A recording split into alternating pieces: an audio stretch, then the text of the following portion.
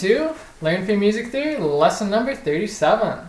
So in today's lesson, we're going to be talking about open and closed chords and also a little bit on note doublings, or chord doublings, or I don't know. Well, it's the note doublings in chords. But yeah. Okay, so let's just start right in and get into it. Okay guys, so here's what we're going to talk about first. Open versus close. Okay, so as we just looked at in our last lesson, we were talking about, triads and stuff. Now, all of those were what we'd call closed or closed triads.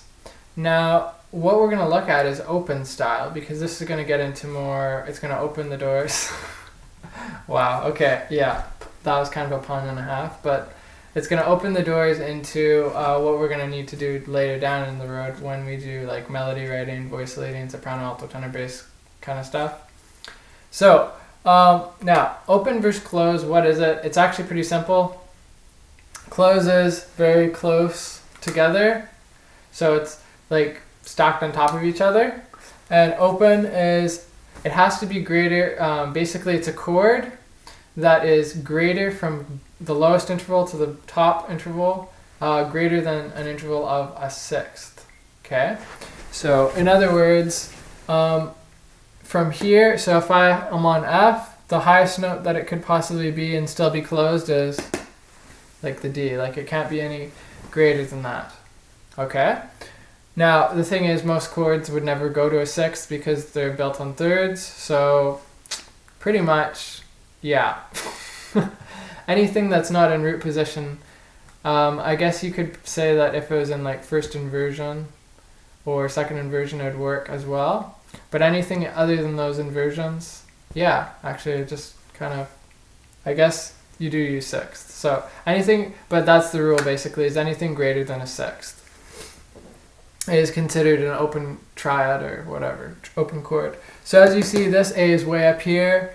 So if we have this open triad here, how do we make it closed? Well, we bring this A down here. So that's what we've done over here. So it's close, open.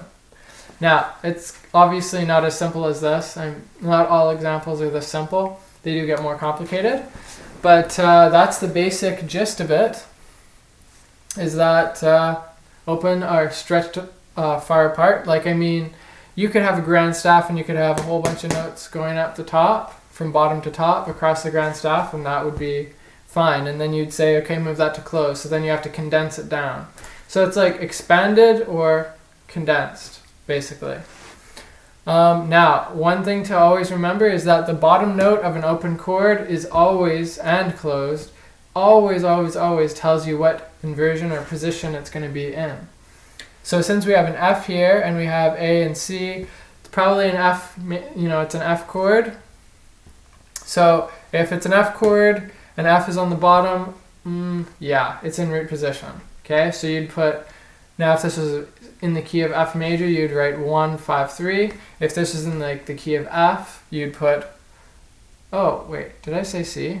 If this was in the key of F, you'd write 1, 5, 3. If it was in the key of C, you'd write 4, 5, 3. Okay? So it would basically change on what key you're in, because you could write this chord in a very different number of keys. Okay, like also, well, yeah, I'm not going to list them all. Okay, over here, basically it's just condensed, and that's basically it. So open, closed, that's basically how it works, and that's going to lead us into our next topic. So let's get on to that. Okay guys, so now the next thing we're going to be talking about is doubling. Now, doubling to create four-note chords is what we're basically going to be discussing here. Now, as we all know, we had triads, and so you can put them in like 5-3, 6-3, whatever. You can have them in different inversions.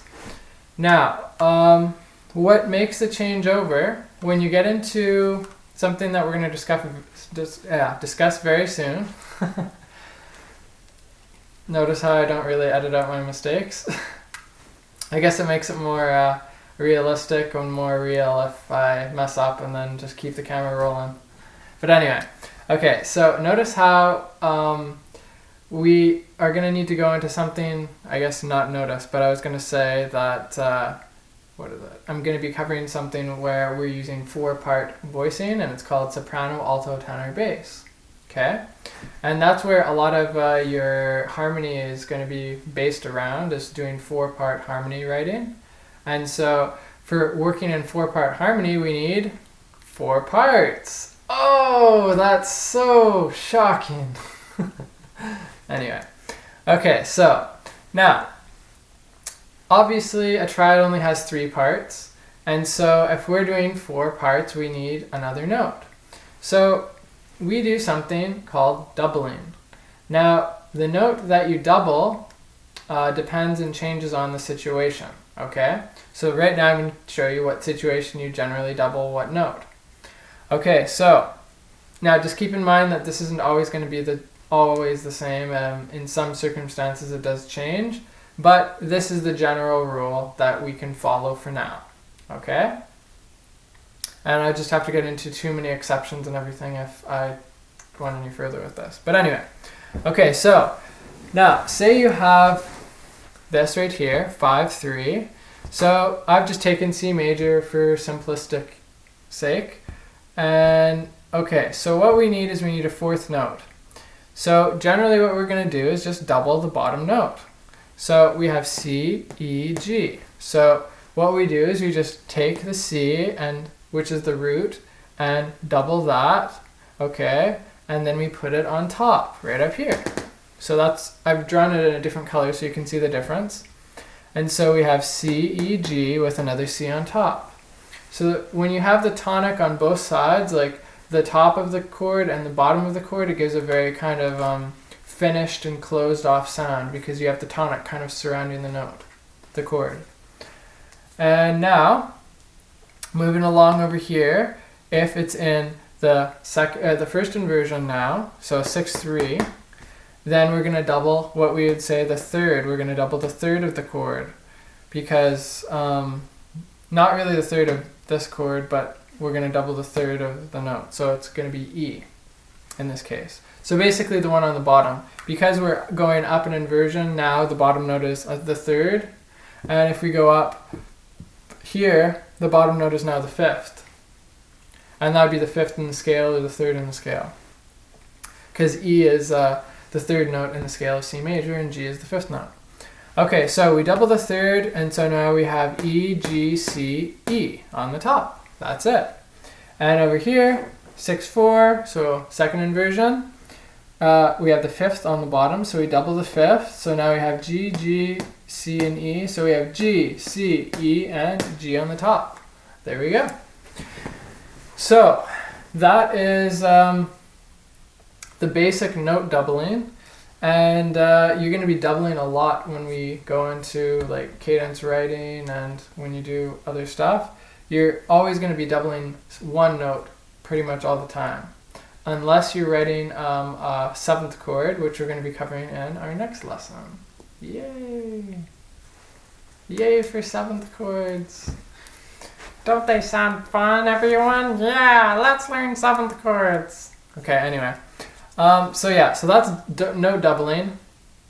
Now, if we take what we just learned about the open, right, the open chords, and we take this, we can do quite a bit with this now. We can take these 4 notes and we can spread them all the way across the top, all 4 notes. And if the E is on the bottom, the 3rd, then we know that we're going to use 2 E's, so we're going to double the E. If the C is on the bottom, then we know we're going to double that C. So that's where knowing what inversion you're in, so you look at the bottom note, or you figure out what your note, if you're writing it, you can write that bottom note and then you double that note somewhere else in your open chord. And then if you ever condense it down and make it into a closed cadence, then you write it like this. So this is in closed form, and then open form would be expanded, so you can stretch it from like down here all the way up to the C, way above the treble clef somewhere. So maybe the ledger line, high C in the treble clef, and then you have a whole bunch of spaces going on. Okay? Cool. So that is doubling to create, these are called 4-note chords, okay? 4-note chords.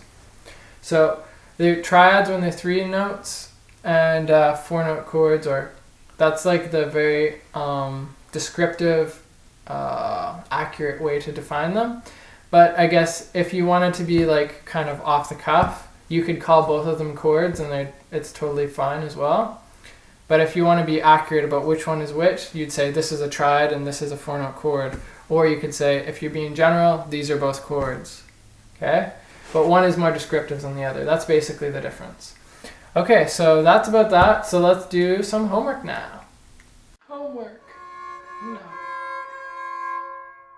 Alright guys, so for your homework, what you're going to do is draw 15 open 4-note chords, so big and expanded. So that means you got to plan in advance of what chord you're using, figure out what your bass note is going to be, go through, so pick 15 different ones, build those chords, and try to just stick to either major or minor chords right now, because if you get into augmented and diminished, it can get kind of weird. So just play it safe with some major and minors and build 15 of them in open. So that means they got to stretch pretty far. So you're probably going to want to write this in grand staff. And you could just write one long grand staff and then go from open to closed, then draw a bar line, and then go open, close, draw a bar line, open, close, draw a bar line, kind of like that. So draw the open one, and then I want you to resolve it or whatever, close it all up, and then go on to the next one. So you have to keep in mind that the bass note is going to probably stay the same. So you're going to bring everything down to the bass note, all right, and build it up in thirds on that bass note pretty much. Okay, that's about it. So I hope you guys enjoyed watching this lesson. I hope you guys found it helpful and you learned stuff from it. And hope your life is going great. And take care. Have an awesome day. And I'll see you guys later. Bye.